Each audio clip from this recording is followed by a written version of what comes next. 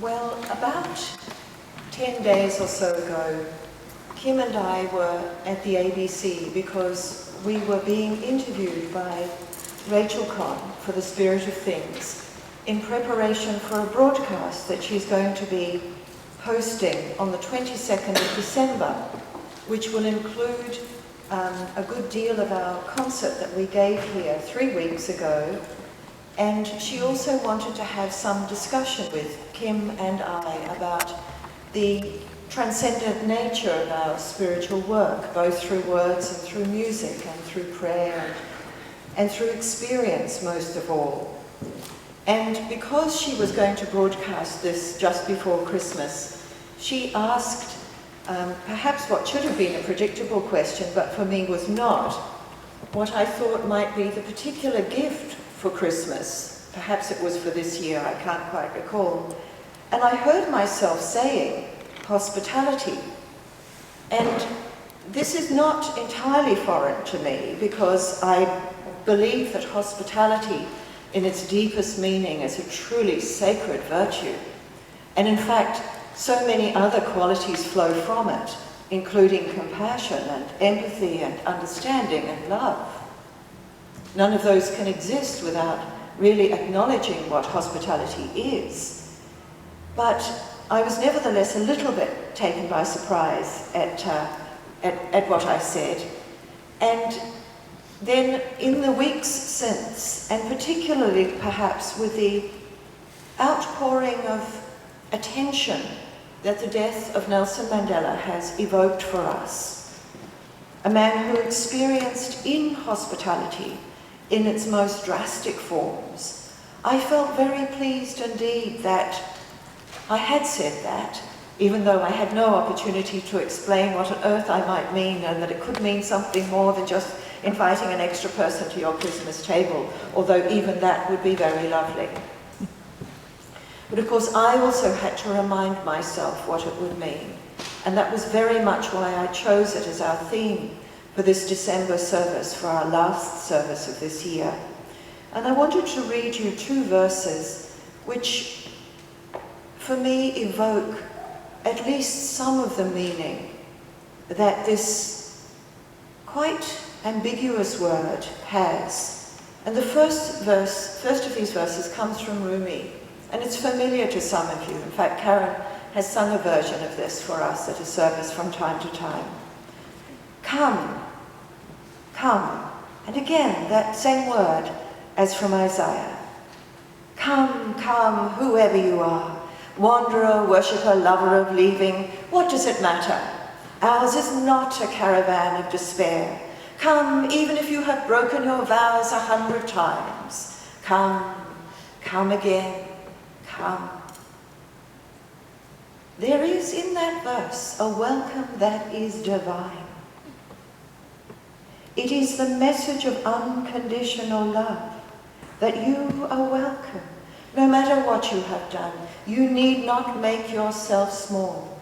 Come, come, whoever you are. And then we hear the same message, perhaps expressed slightly differently, but the same exquisite message of absolute, unconditional welcome in these words, attributed to Jesus. Come to me, all you who struggle and are burdened. Come to me and I will give you rest. Take my yoke and learn from my example. In me you will find courage and humility of heart. In the deepest reaches of your souls you will find rest. For my yoke is gentle and my burden is light. In other words, if we need other words, with a certain frame of mind, with a frame of mind that has the tenor of divine or unconditional love, it becomes effortless, it becomes entirely natural that we would give up all the conditioning that divides us one from another in order to welcome our human family into our lives and hearts and prayers. that however thoroughly we have been conditioned to create hierarchies of importance in our minds, or to think some people's lives matter and other people's lives truly do not. We have all been conditioned this way. Whether we grew up in South Africa, whether we grew up in Australia, whether we grew up anywhere in the world, we have been taught to think divisively. And this teaching has been powerfully effective. An inclusive path, which is the path that we follow if we follow the path of love. An inclusive path invites us to heal that divisiveness within our own minds. And that is what we do faithfully each month when we return here, and each day when you return to the readings or the prayers that tell you not only are you whole and holy and complete, but so is our human family. From that perspective, it does not make sense to believe that some people belong more than others in God's family. We see that that is a nonsense, created though by a very familiar kind of human thinking. And we know it's familiar because it's familiar to us. But none of that divisiveness makes any sense on the path of love. And if we are to take the path of love seriously, then we must notice whenever the bell of inhospitality rings in our hearts, and we must heal that. It is so tempting, it is so easy to think how divisive, for example, the religious institutions have been. Many of us have suffered from that. Many of us have wondered whether we're sheep or whether we're goats. Many of us have wondered whether we would shape up or whether we should ship out. But we have been taught that because of this tendency towards divisiveness, that we must now bring not just irritation to, or not just despising it as a way of being. No, we have to do something much more profound than that. We have to heal it. We have to heal it within our own selves, and we have to be part of healing it in our world. And what that means also is that we have to offer hospitality, deep compassion, and meaningful forgiveness also to those parts of our own existence that we are not so proud of.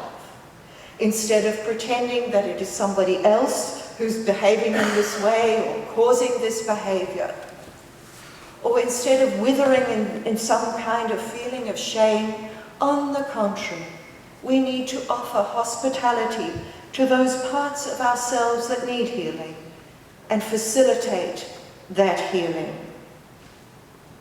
This is our spiritual inheritance, that we can grow into our beauty, that we can grow into our realization of love, and that we can be part of the world's healing.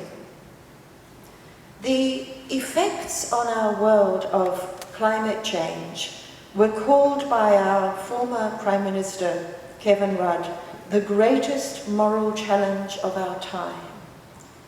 But I think that the greatest moral challenge of our time is actually to know who we are, to know ourselves as spiritual beings, and therefore to recognize all of our brothers and sisters, those with whom we would agree and those with whom we would profoundly disagree, as our brothers and as our sisters.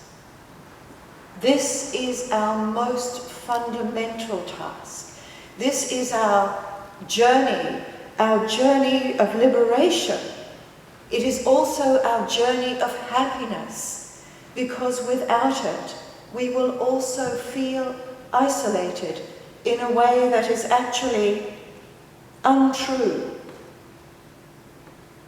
unrealistic, because we all belong to one another, and we all belong to this sacred gift of life. You also know that in the Christmas story, there is a famous example of inhospitality. Those two young people of Middle Eastern appearance, as we often read in our newspapers, two young people of Middle Eastern appearance turned away, even though one of them, the very young woman, was clearly heavily pregnant, turned away from shelter so that she had to give birth in a stable. We know this story enormously well. Whether your spiritual formation has been Christian, we know it. It's part of our culture, it's part of our storytelling, it's part of how we know who we are. And yet, the instructive nature of that story clearly hasn't penetrated deeply enough. We have not offered hospitality to that story. And that is another aspect of hospitality that I really ask you to embrace as fully as you possibly can. To become not just discerning about what you are bringing into your mind and what you are inviting to settle there. I want you to be actively discerning. I want you to think about the teachings, about the prayers, about the examples that will actually set your mind more and more on this path of inclusion and this path of healing. I want you to notice more and more where habits of mind take you in a different direction and pull yourself back gently, compassionately, but very firmly, reminding yourself that if your life has value, that if your life is sacred, and I truly believe that it is, then so are the lives of all those whom we are sometimes treating not just with inhospitality, but even with injustice and contempt. We owe ourselves more than that, and we owe our brothers and sisters more than that. There are such exquisite teachings to remind us that the sun rises for every one of us, that the rain falls for every one of us, that this gift of life is equally precious, no matter what colour the body it dwells in, no matter what the culture it is grown in, no matter what the religion this life calls it to. Every life is of value. And in learning that, we learn to value how we ourselves are influencing what we call the world around us. In that, we learn what our own power is to grow and to grow again on this path of love. The little gifts of love, the little gifts of forgiveness, the little gifts of good humour and patience and forgiveness, making time for other people even when you would be telling yourself, you have no time. These gifts matter. These are the gifts that you can give at Christmas and every single day of your physical existence. They may change others' lives for the better. They will certainly change your life for the better.